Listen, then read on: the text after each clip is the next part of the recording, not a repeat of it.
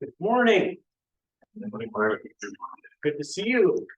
You braved the terrifying storm. Some of you may have said, "Oh, this is my excuse to stay home." It's the first day of winter.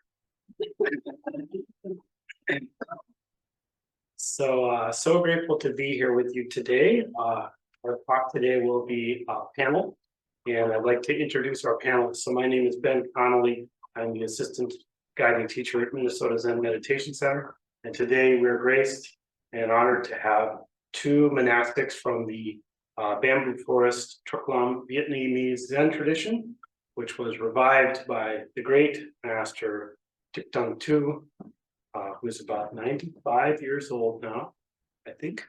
101. 101.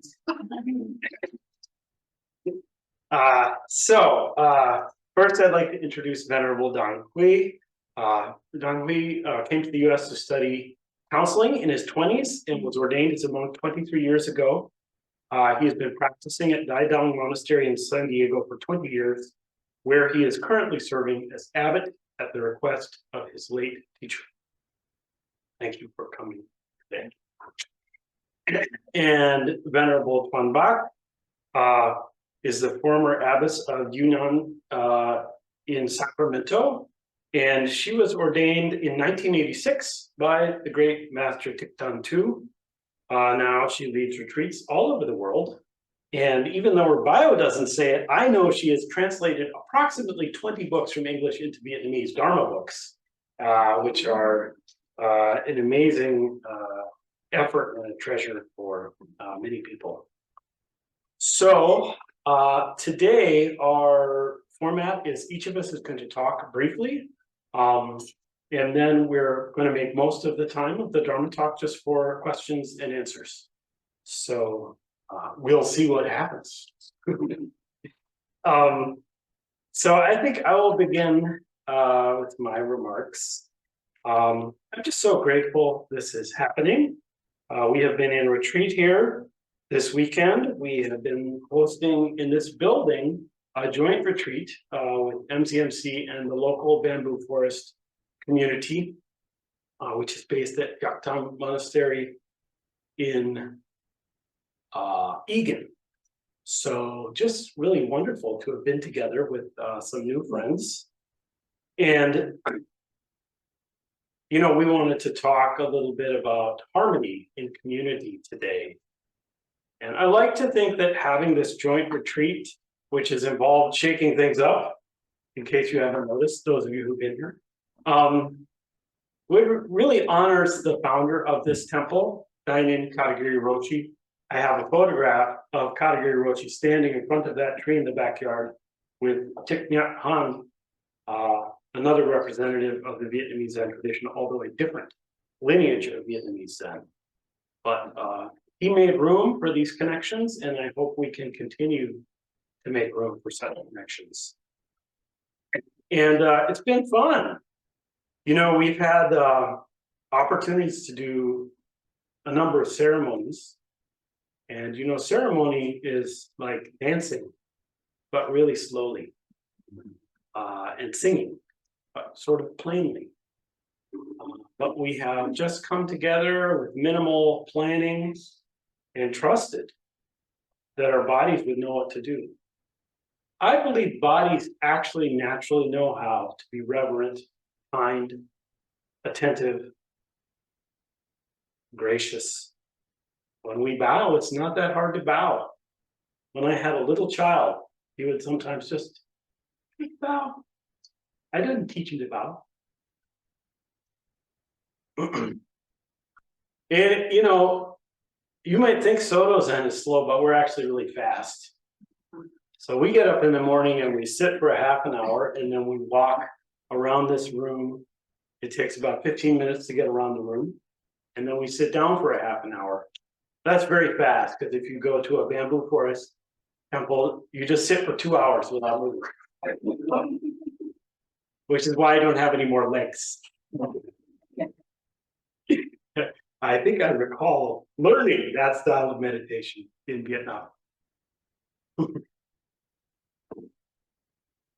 But also in the bamboo forest tradition, there's a practice when you get up to take time to wake up the body carefully by touching the body, massaging it.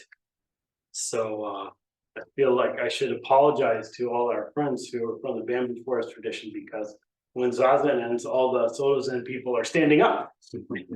And all the bamboo forest people are sitting on the floor going, are they Jack in the Boxes?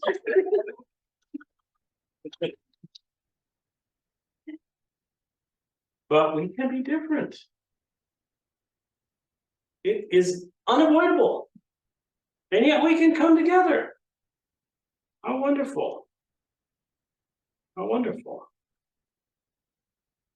You know, we have work practice here in the afternoon. And I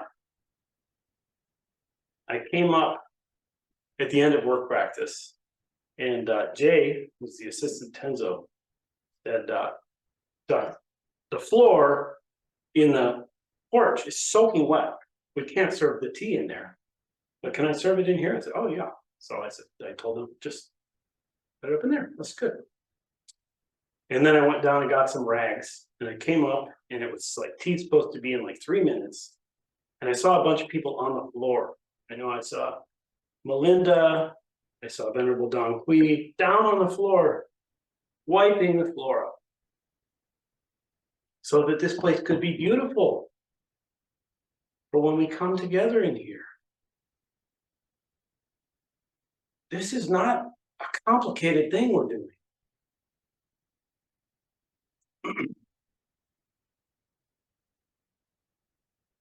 And you know, we've done a little bit of meditation. Well, maybe many hours. And you know, all kinds of things happen. Everything that can happen while you're looking at a wall. So I don't even know all the things, all the emotions, all the stories, all the absence of stories, all the sensations, the sounds, all different. Every moment different, but something is always the same. It's just this. It's never something else. It's always just awareness. And this we all share every moment.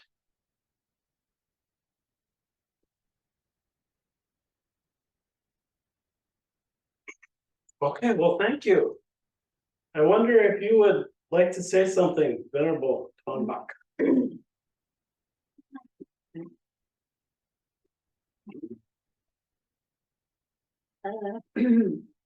I think I am very grateful to be here, and maybe today is the third time, and I think I have a connection with Soto Zen American and this Zen Center. Not now, but maybe from previous life, because no beginning and no ending.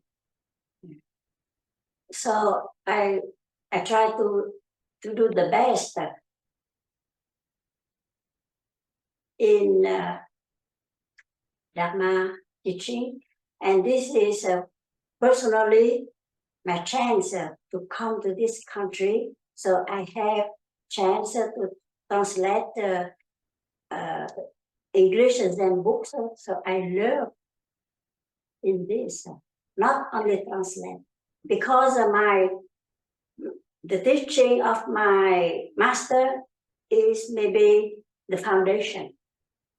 Very shortly, almost practicing in daily activities, very shortly. But because I translate the English Zen books, so I learn more in details. For this reason, I am very grateful to this country. So I am getting old, but I like to come here. So that's it.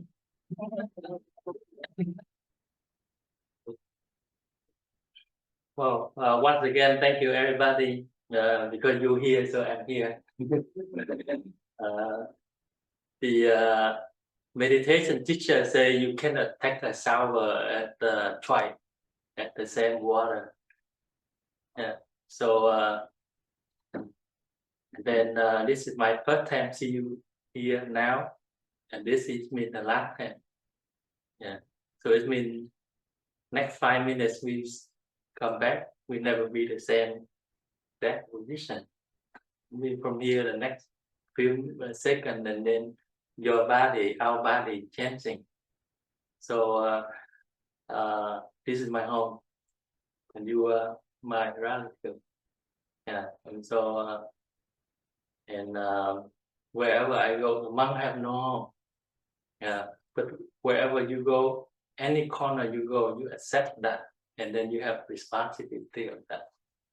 So I'll tell you the most happy when I come here in last Friday afternoon and yesterday and today. To me, have no time and no place. Yeah, and so what I see you here is this time. It means the last time I see you here. So the next time when I come back, man never be the same. We never be the same.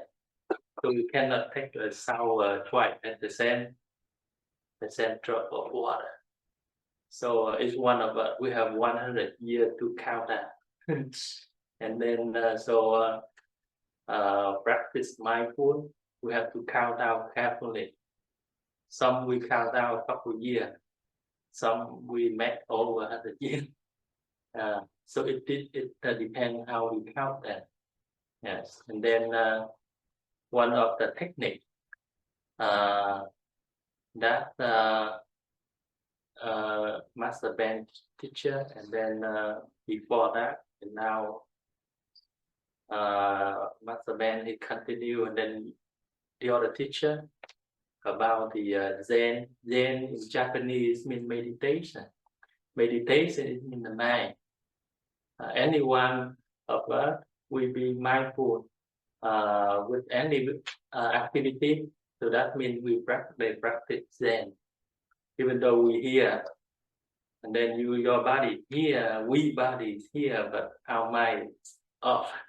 We're not Zen. People they don't do Zen right now, but they go outside, they driving every corner, they know exactly, every moment they know exactly, they better than us.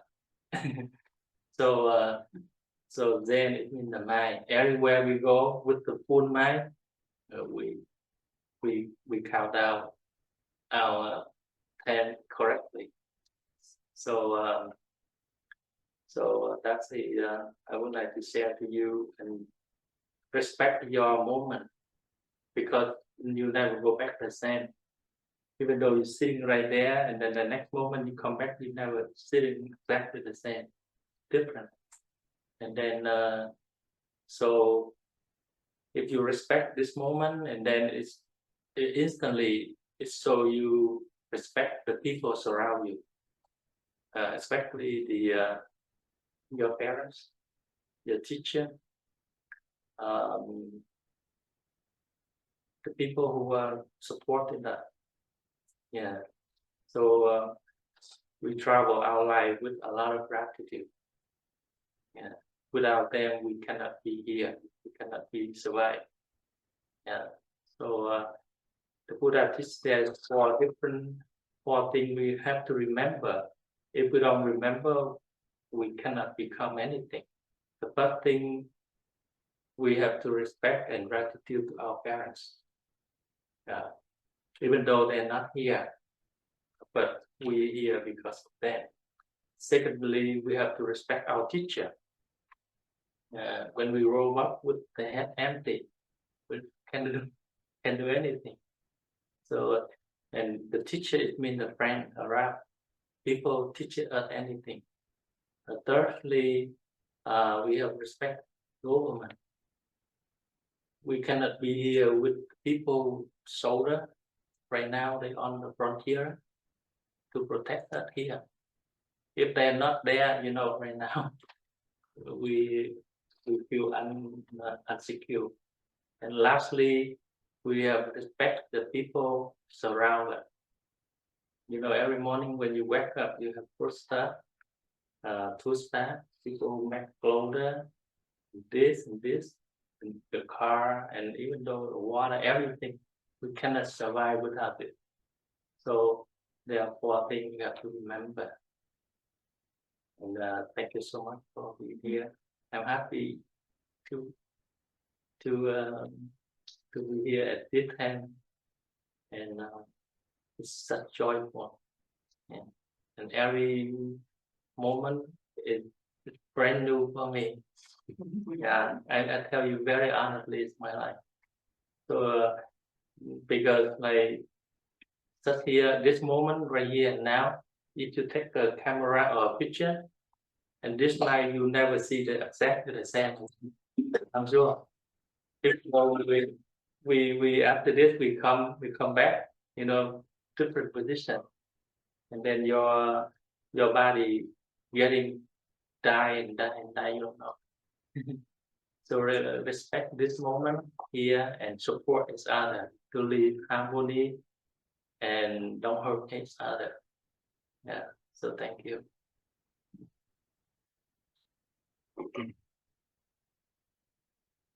Well, thank you. So we just thought it would be nice to just make room for questions. So I'll say a few things about questions. This is a big room, and then there are a lot of people online.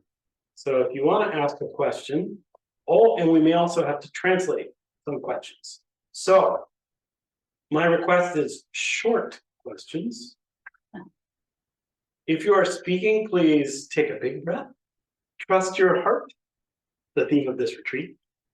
Speak for the whole group. If you're online, if you could use the hand raise function if you'd like to ask a question, that would be great. So, the floor is open. Does the Buddha or Zazen have a teaching on technology, right use of technology and the right disposition? Who's like the translator? Yes, thưa thầy, câu hỏi là Đức Phật hay là trong thiền có dạy về cái cách dùng những cái dụng cụ điện tử thời đại này hay không, và cái cách dùng nó như thế nào, và cái cách mà mình gạt nó qua một bên, để nó qua một bên như thế nào.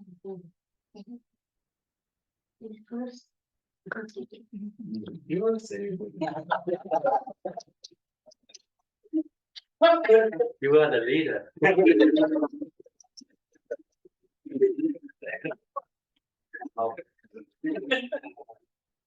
Water.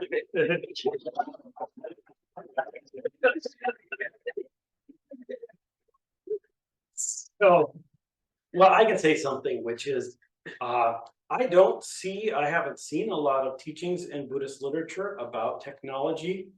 The only thing that's coming to mind right now is when the Buddha is teaching mindfulness in the 4 Foundations of Mindfulness Sutra.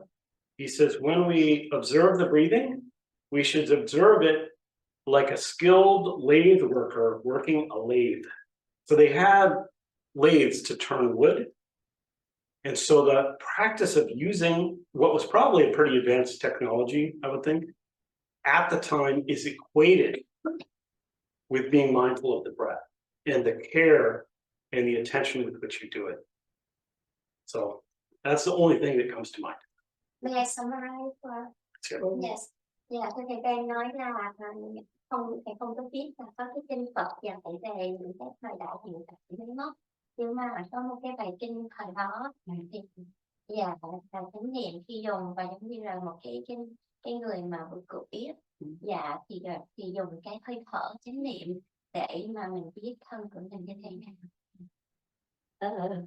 may I add some idea? Of course, at Buddha time, there is no electronic instrument. But we can learn from the teachings of the Buddha. It is beyond time and beyond space. So how to understand about electronical instrument? So I think this is my opinion. We can use everything because beyond time, beyond space. But don't forget the goal. The goal is 3 realms. We can use our body. We can use this one, everything to get a wisdom. So this is not, for my opinion, not the problem of to take off or to use electronical, but we should be master of electronical instruments. If we are attached to electronical, oh, it's time, I should phone, so stop, let it go. But if we are master, so we can use it. So because our Zen, Vietnamese Zen method, the problem is about attachment or not attachment. So we are free to use because nowadays electronical instrument is very useful if we are not attached. That's it. May I just add one thing and I go to Bach, Please. I see her, she's on the computer all the time.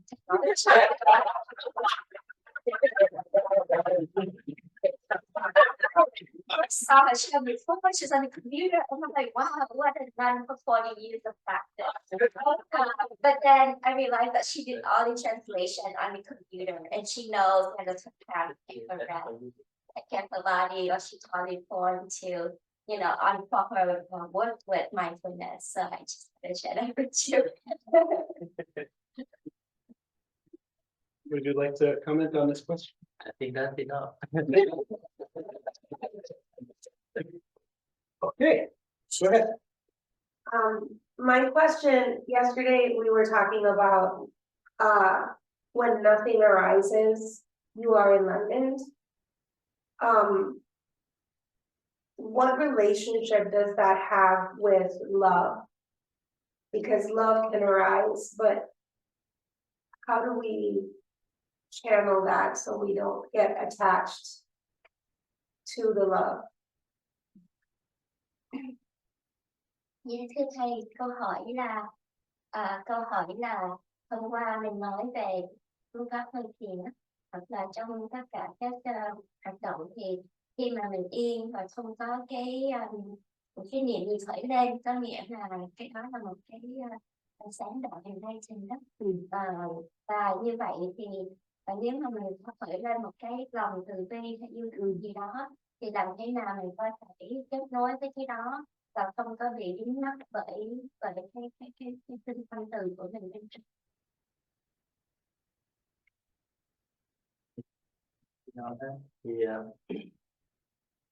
Loving is different. When the man come to you, say I love you, and then the next day, he treat you back. So it means loving but not kindness. Yeah. So in Buddhism, we put another word before is loving kindness. You loving but you respect to be kindness. And loving kindness is equal like compassion. And then compassion or loving kindness, they don't have a second opinion. They don't have condition. Yeah. If you like this, I love you, and tomorrow you different, and then I love you. That means condition. That means it's not the kindness. So that's why it happened in the family when when a man they know a girl, and then he bring home, and then the girl getting old, and then then he does not love her like the way he used to. It's not kindness. It's not compassion. It comes from his second opinion. But beauty now is less, something like that. And so with the so it means not arising. It means his first thought. See you forever. That thought. Yeah, you are his wife forever. His wife. Yeah, no second thought. Yeah. So and that is kindness. Yeah, and then Master Man said yesterday, the Nirvana is the state of non-attachment. Nirvana is the state of non-arising, arising thought. So our team thesis of the practice, this practice, it means non-second thought, just one thought. First thought is a single thought lasts 1,000 years. Last 1,000 years, a single thought. So with that thought, I would be the most wonderful present for all of us. And then don't look for that thought, because that thought is already in you when you were born. So that's why yesterday I mentioned unlearning wisdom. And then like yesterday I give the example, each one of us, we already have equally no higher or no lesser. For example, now we go to the lake, and then we saw the boy drowning. What happened all of us? We have no second thought, whose boy is that, right? And then what he needs, we just like jump right inside and pick up the boy up. Any one of us want to do it. So it's been, but that's the first thought. The thought of full of compassion. The moment we pick up the boy up, and then we know this boy is a messy boy. That second thought come up. Oh, whether we save or not. So please stay at the first thought. The thought, nobody teach you. That thought of no skill. Non-teacher can teach you. So that thought is full of compassion, truth, and beauty, and love and kindness. Thank you.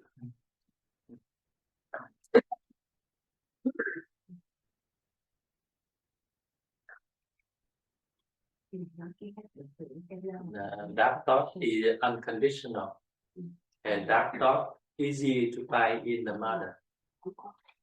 Yeah, in the mother. So that's why we have Maria. In Buddhism, we have one thing that symbolize for this love and kindness without any condition. Yes. May I have something about love and compassion? What is the difference? Because it is a very complicated. So first time, we should remember morality. Because be careful. Actually, this word is the word of desire. Exactly as now, winter, be careful. This is the first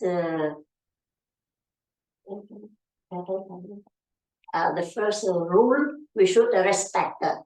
We are not yet enlightened. We are not yet Buddha. Be careful. And this word is desire word. Be careful. And second, if we are on practice, we know about desire, about love by awareness, not consciousness. only on practice we can know exactly, correctly, is it desire, is it love or compassion? There is no formula. Of course, this is spiritual. There is no book saying 1, 2, 3. No.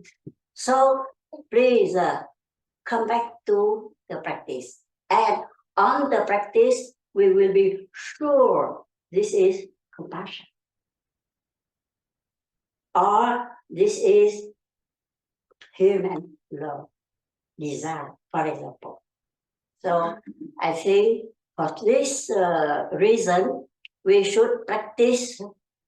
We don't wait for coming to the temple for practice. And for us, religious people, we don't wait for the ceremony for practice. But we should practice maybe 24 hours a day. But impossible. Only if we are enlightened. So we should practice in daily activities. But the update, only Zen patriarchs can practice at night. But for us, not yet. For this reason, if we practice sitting meditation and daily activities, both kind complete each other.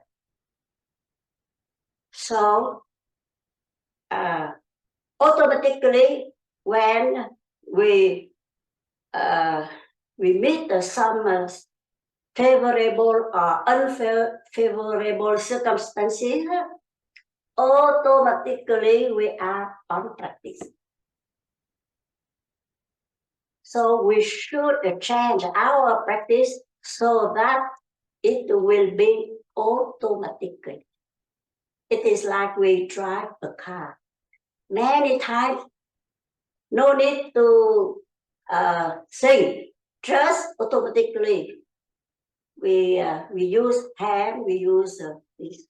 So this is for this reason we should practice in any case, in the kitchen, driving meditation, cooking meditation, dishwashing meditation. So as we breathe, we practice as we breathe. For this reason, we should select one method only. So automatically, as a sport, when the ball comes, we don't have time to sing how to do. No, automatically, because I play ping pong. And 1 month only this right hand, 1 month only like this, and next month left hand. Yeah. Now practice should be automatically, because if we stop and we think okay, too late. So I think for lay people, we have also regulations, also morality. So this is very useful for morality. Thank you.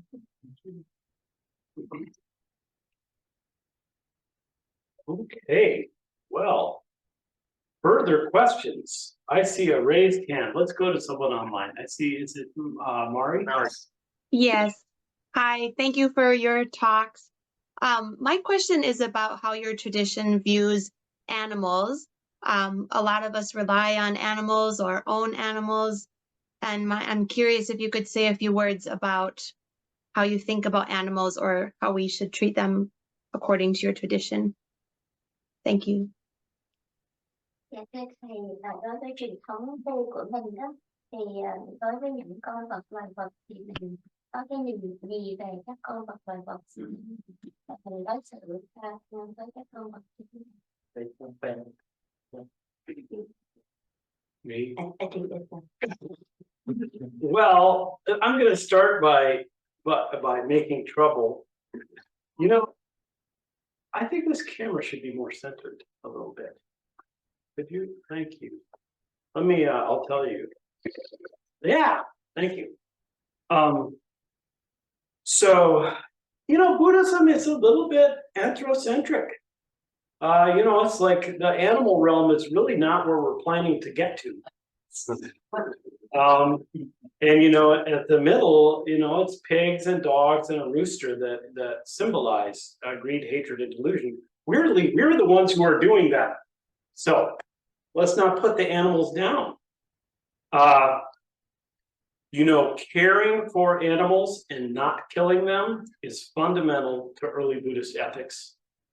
Not all Buddhist traditions carry that forward, but respecting and caring for every sentient being is certainly fundamental. So even though we might think it's particularly precious to be human in Buddhism, the reason is we have the capacity to be compassionate and kind to every sentient being, including animals. And I don't see a lot of literature about people's pets. I know there's some ox herding that goes on. That's kind of like a pet, although they work too.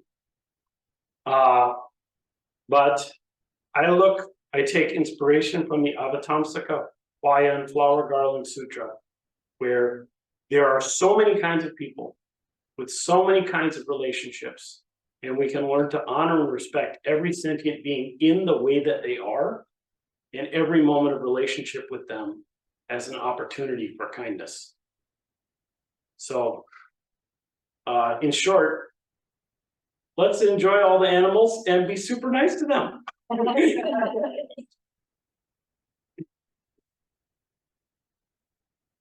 Nice. Bye. Anything else? Another question. Okay, we'll go Leslie. Yeah, thank you all so much. This has been a great weekend. And what a wonderful way to kind of wind it up. So my question is, when you were talking about, I think most of us, if we're in this room or online, we're aspiring to not cling to things. We're aspiring to let it be and to manifest more loving kindness in our own lives. But all of us are coming into contact with people who have no desire to manifest loving kindness, who are so caught in their own desires that they are not going to go in the water to save the board. I think about the border and people crossing the water. And so what do we do for that? Is there a way, without proselytizing, is there a way to encourage others to bring more loving kindness into their own life as we struggle in ours to do it? Dạ, thưa thầy, câu hỏi là rất là cảm ơn quý thầy có mặt hôm nay và biết rằng tất cả những người ở trong đây và những người ở trên mạng này đều mong muốn là sống một cái cuộc sống có thể xả bỏ một cái cuộc sống với cái tình yêu thương, compassion đó. Và bên cạnh đó thì tụi con cũng gặp những cái vị mà không có được những cái tánh tính chất đó. Và thí dụ như câu chuyện của thầy Đăng Huy kể về một anh bé rớt xuống cái hồ thì tự nhiên cái bồ đề tâm của mình sẽ muốn vớt lên và cứu, nhưng mà cũng có rất là nhiều người sẽ không muốn làm như vậy. Thì làm như thế nào để chúng con là Phật tử có thể không phải là áp đặt cái đạo của mình hoặc là truyền bá đạo của mình, nhưng mà có thể chia sẻ với những người đó để mà mình sống được những cái tính chất như vậy. Yeah. Thank you. Well, not all of desire are bad. Yeah. Buddha teach us have to desire as well.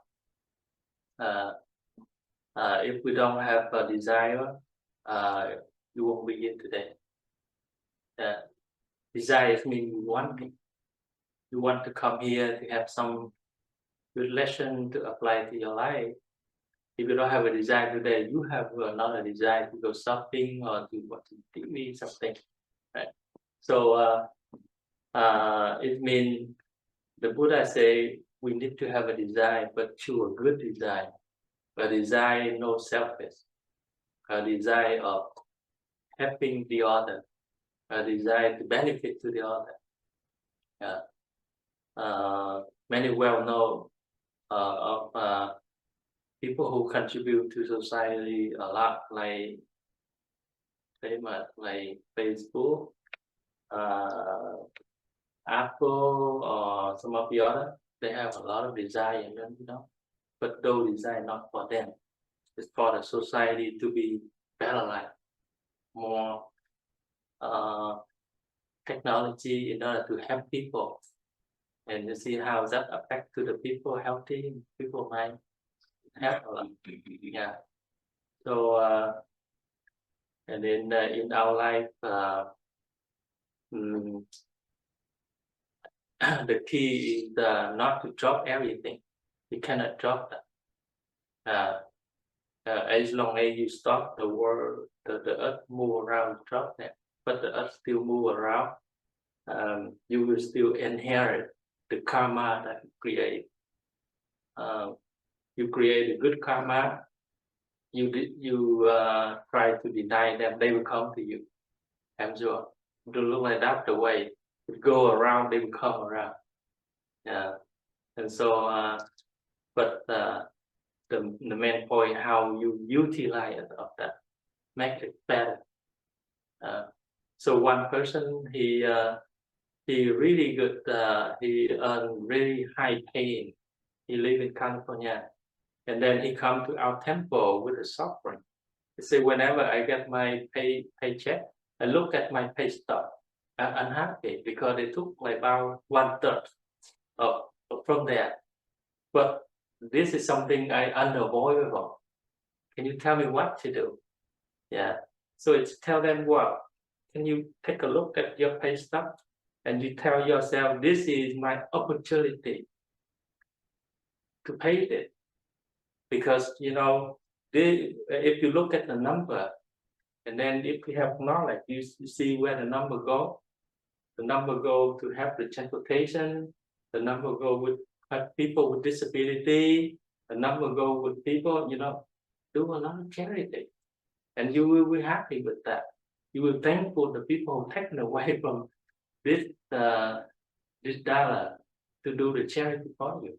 And then what happened is, this life or next life, you will have a lot of people come to you because you create this good karma. But if you unhappy with this outcome, they come with you a lot of people with unhappy faith. If you have, this is my opportunity to support it, and then they will come to you with happy faith. So that means nobody create you, nobody create your life. Your mind create that. Yeah. So that's why be careful of what your action. They will come back exactly like the way you create, but they come back in the happy or unhappy by your mind putting to that. Yeah. And so it's good to have a desire, but a desire to benefit to people. I have a desire as well. My desire to become a monk to help people. If I don't have a desire, I won't be. Yeah. So conclusion, which means money is good. I don't say money is bad, but you know how to use them. You have money, you input them in a good way, you benefit a lot of people. If you want to do a good thing without money, how can you do that? See, people say, "Oh, money is no good, fame no good, everything no good." Good or bad, it depends on your mind, depends how you use it, how you use that. So, thank you.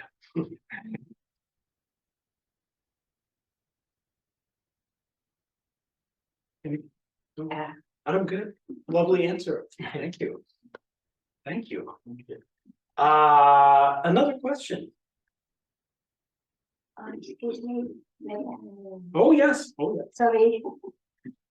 I just have an idea, because I am getting old. So sometimes I don't have time to question because I should keep my brain because old age. So now I would like to share with you my practice now. Only one thing, so we can remember very well, So only come back to practice. If the problem is so delicate, so difficult, compassion or patience, etc. What the medicine?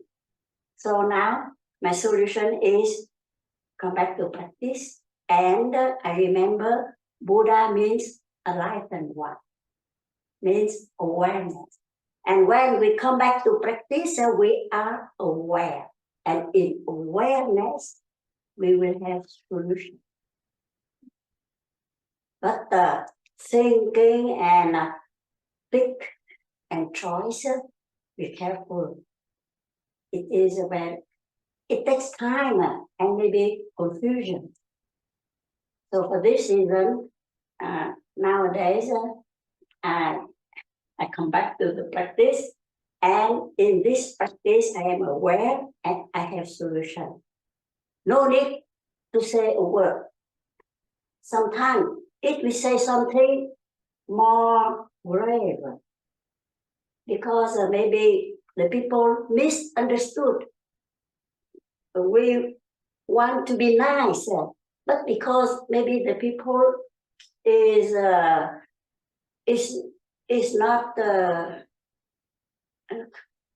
not aware, so maybe misunderstanding. So sometimes no need to talk, just be aware. And everyone has Buddha nature. If I come back to practice, my Buddha nature is activated, not yet manifested. If manifested, I am Buddha. No, not yet. And I have enlightened energy. So, for example, I have argument with her.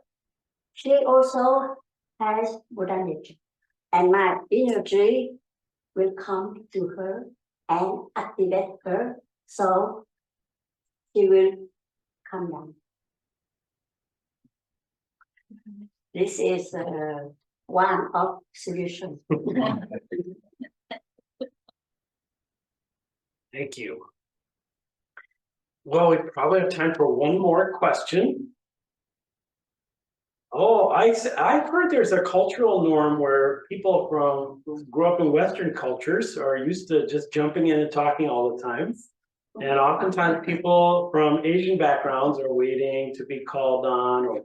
So I'm just wondering if there's anyone from the bamboo forest tradition who'd like to ask a question.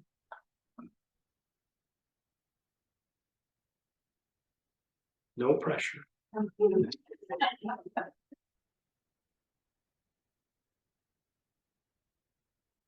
Okay, well, anyone?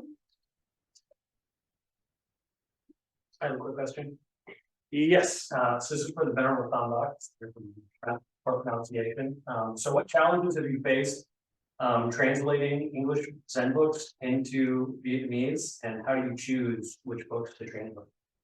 Dạ thưa thầy, câu hỏi này dành cho thầy có những cái khó khăn trở ngại nào khi thầy chuyển ngữ dịch từ những quyển sách thì tiếng Anh qua tiếng Việt, và thầy có cái cách làm thế nào để lựa chọn quyển sách nào để thầy chuyển?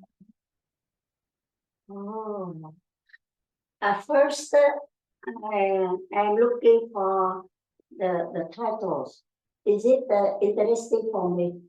For example, in our Vietnamese tradition, we don't practice Thuan. But I know the source of Thuan is Zen master anecdote. This is reality, not abstract, not and very close to us because Zen master is closer than the Buddha, and almost Thuan typically Zen and in daily life.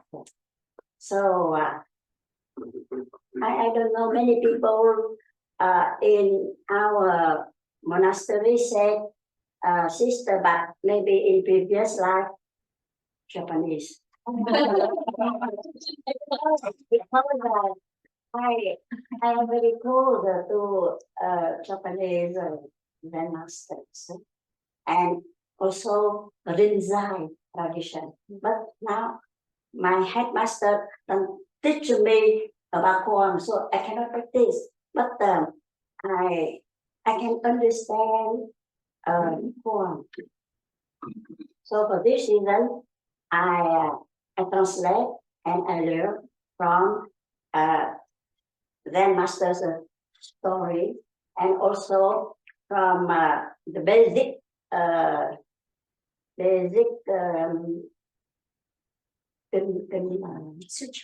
sutras like Heart Sutra,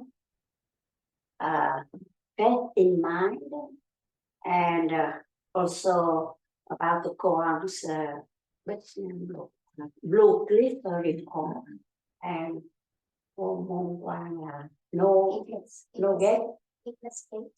Yeah, no get.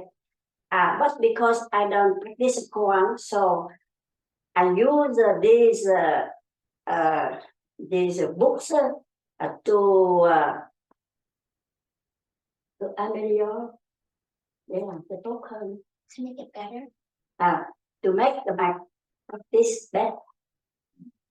Because I know no master teaching me Thuan, I cannot study myself. It's very dangerous. And in the Vietnamese proverb, there is không thầy đố mày làm nên. You cannot excel without a teacher. Yeah, because it is not the same, you know. So for this reason, Thuan for me is to supplement to our Zen tradition. And I think I have a good karma in this country. So these books are all very good for me. Thank you for the question. Well, thank you, everybody. Thank you to my venerable friends. This has been really lovely to hear all these voices, your wisdom. So we're going to go back to sitting quietly really fast for like a half an hour and jumping up. Anyway, so thank you so much for sharing, and I'm going to turn it over to our Thuan. Thank you.